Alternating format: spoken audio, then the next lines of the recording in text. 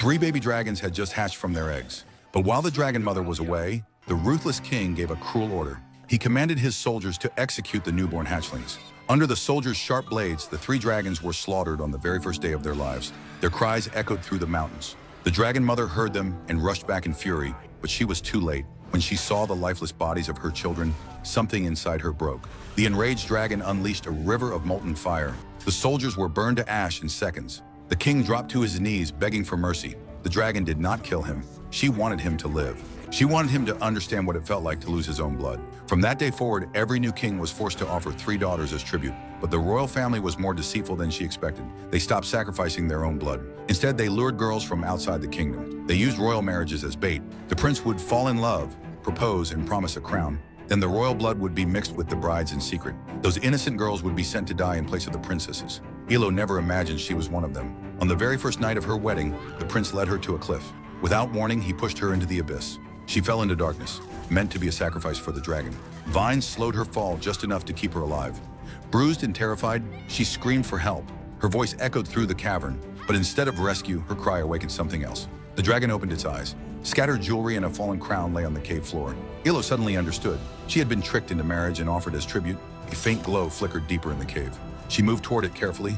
A burning bird struggled on the ground. Even trapped in danger, Ilo knelt down and tried to put out the flames. Then a thunderous sound shook the cavern.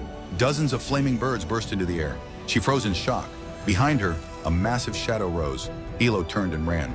She hid behind a stone pillar, but the dragon had already caught her scent. It could smell royal blood in her veins. She looked down at her own hands, and she tried to explain. It was too late. The dragon inhaled deeply.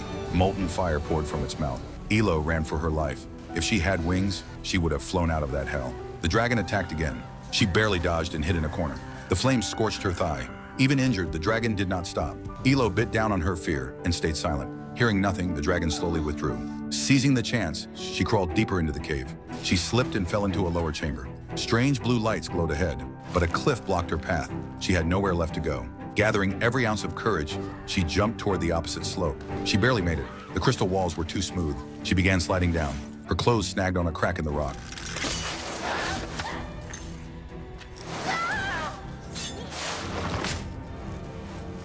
Using that grip, she pulled herself up. A small pool of water shimmered nearby. She rushed toward it and drank. The water was bitter and undrinkable. She looked up at icicles hanging above. She stood beneath them, trying to catch the melting drops. A shadow suddenly passed overhead. The temperature in the chamber rose instantly. The dragon had returned. It was preparing another blast of molten fire. Ilo dove aside just in time. The second chase began. The dragon's massive body got stuck in a narrow passage. In the silence that followed, Ilo collapsed from exhaustion. When she woke up, strange insects were crawling over her burned leg. She panicked and tore off the bandage. Then she realized something incredible. The creatures were healing her wound. Her skin slowly began to close. With new strength, she searched for an exit. At last, she saw sunlight filtering through a vertical crystal shaft. Hope returned, but the shaft was lined with razor-sharp crystals. One slip would mean death. She wrapped cloth around her hands and feet. She picked up the fallen crown and began climbing.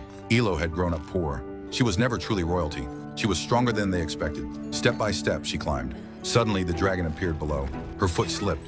Cracks formed in the crystal wall. The crown wedged into a gap and stopped her fall. She kept climbing. Finally, she reached the top. Freedom was within reach, but outside was another cliff.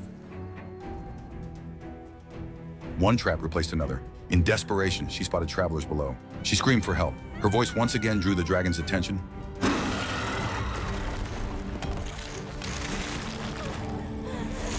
There's no way out, princess. Old markings on the wall showed that others had tried to escape. Their remains had been burned to ash.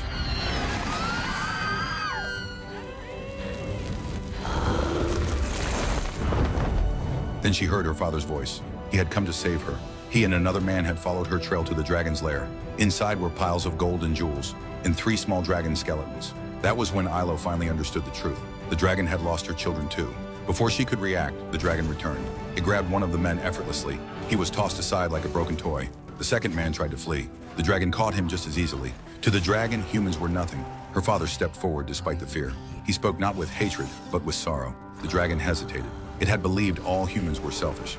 Yet this man had risked everything for his daughter. The dragon pressed him to the ground.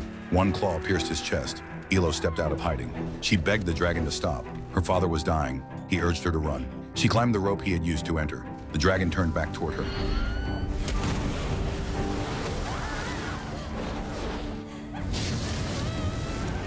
She reached the top just in time. She mounted a white horse and fled, but wings are faster than hooves. She knew she couldn't outrun it, so she let the horse run free to distract the dragon. She hid beneath a massive stone. From the dragon's view, both girl and rider had vanished. It felt mocked. Enraged, it unleashed fire across the land. Where are you going? To fix this.